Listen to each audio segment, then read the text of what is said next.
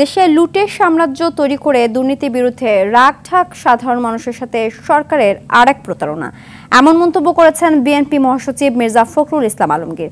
গণতন্ত্র ফিরিয়ে আনতে সংগ্রাম চলছে জানিয়ে ফখরুল বলেন, জয় না আসা পর্যন্ত এ লড়াই চলবে।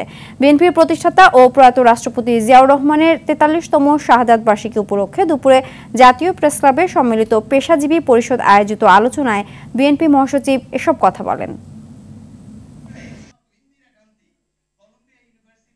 ৪ তারিখে সপরিবারে একেবারে এয়ারলাইন্সের নামটাও দিয়েছে, সিঙ্গাপুর এয়ারলাইন্সে এসে চলে গেল। কেউ ছাড় পাবে না, আমরা সবাইকে বিচার করি। সবাই এটা কি আপনার মানুষকে আহম্মক মনে করেছেন? বাংলাদেশের মানুষকে, বাংলাদেশের মানুষ তো আহম্মক না, সবাই বোঝে যে এগুলো হচ্ছে আপনাদের সমস্ত লোক দেখানো প্রতারণা, যেভাবে এখন পর্যন্ত প্রতারণা করে আপনারা দেশ শাসন করছেন।